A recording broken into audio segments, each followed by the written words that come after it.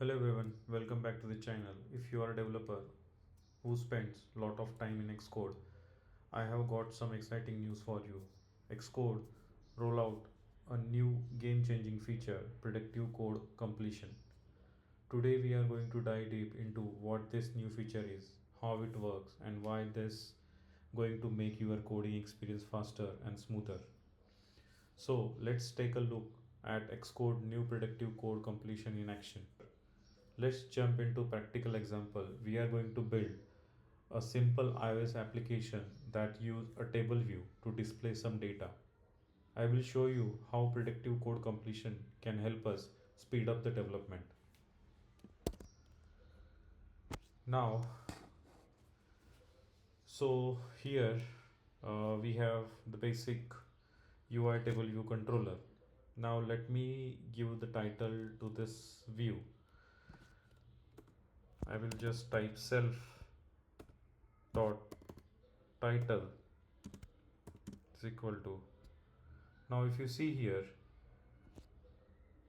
when I start typing self.title, Xcode predict what I want to do, and based on that it provides me the code, that is the code completion. Now we are going to set up some dummy data and display it in a table view. Watch how predictive code completion help us to write the code. As soon as I start typing the array, so let me start typing the array data is equal to. So as soon as I start typing the array, Xcode predict the type of the object might I want to use. So this is where the predictive code completion shines. It already knows I am working with the array of the string. So like this, right? So I will just add other data like apple.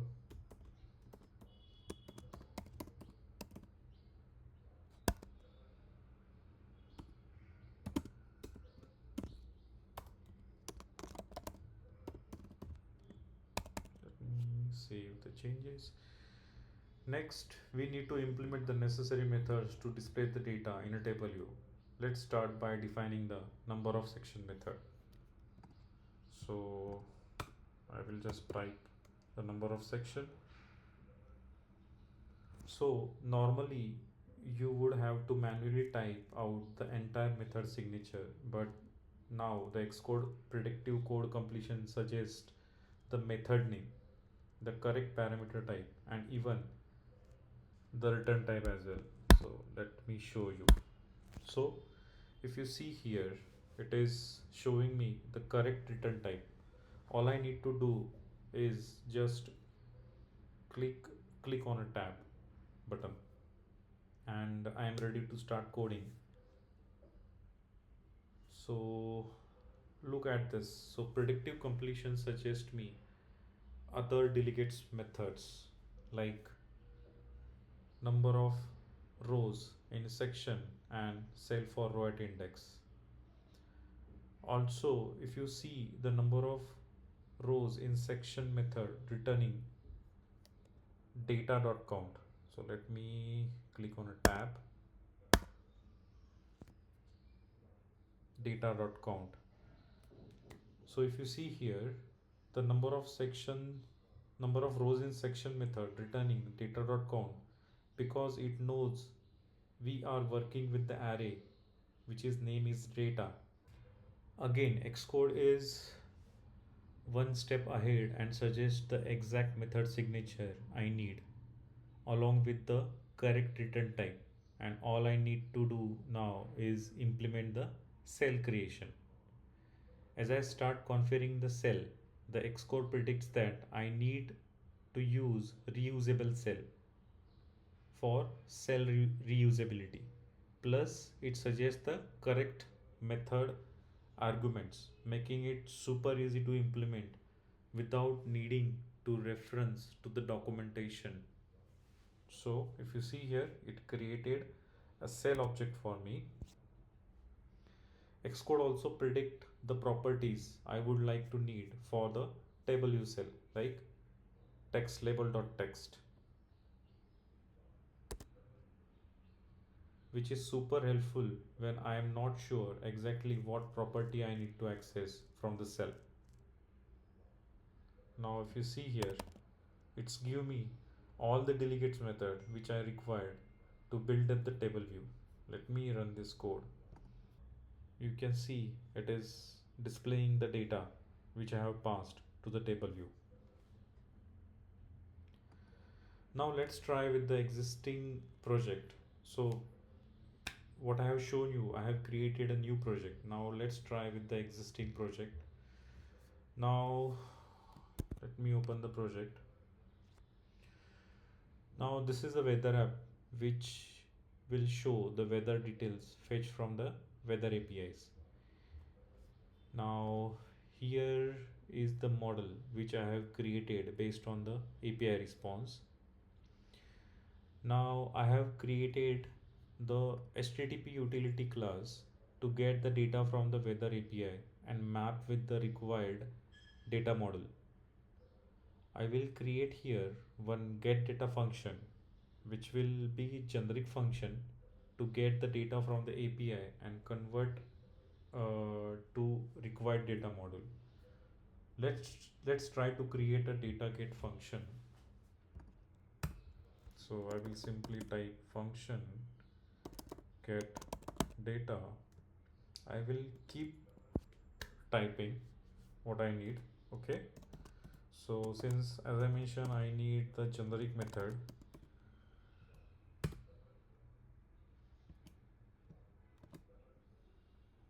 so if you see here, Xcode predictive code completion suggests me the code here. So I will just hit tab. Now again it gives me the suggestions. I will keep hitting tab, then I will keep hitting tab, save this changes. Now I can see here the catch statement is not provided, so I will just type a catch for the to handle the error, and again it is provided me the code for the error. I will keep hitting tab. I will save the changes. Now here I want to pass the required module name here. So I will pass here as a parameter result type, which will type of t dot type. So when I start typing result, the Xcode completion model will predict what I want to do. So it's the result type, I will pass it here. Okay, then since this is resume is missing here, I will save the changes. Now if you see here, using predictive code completion feature, I am able to complete this task very quickly. So Xcode new prediction code completion is all about saving time, reducing error, and helping you to stay in the flow. Whether you are working with the built-in framework or your custom classes, Xcode machine learning based predictions will make your development process smoother. So predictive code completion model available in Xcode 16 and later. Normally, predictive code completion model get downloaded when you install the Xcode on your Mac. But for some reason, if it not downloaded, then you can download this later also. So for downloading this, follow this step. Go to the setting, then go to the text editing. Under text editing, go to the editing. Here we have the option predictive code completion. You have to check this checkbox. Since I have already downloaded that, that's why it is already checked. But if you haven't downloaded yet, then you have to just click on this checkbox, so it will start downloading the predictive code completion model. If you haven't updated to the latest version of the Xcode yet, I highly recommended you to do so. This feature is huge productive boost. And if you are already tried it, let me know how it's working for you. Drop a comment below and share your experience. Also, don't forget to like the video if you found it useful, and make sure to subscribe for more videos. In coming video, we will talk on other code assistance GenAI tools like GitHub Copilot.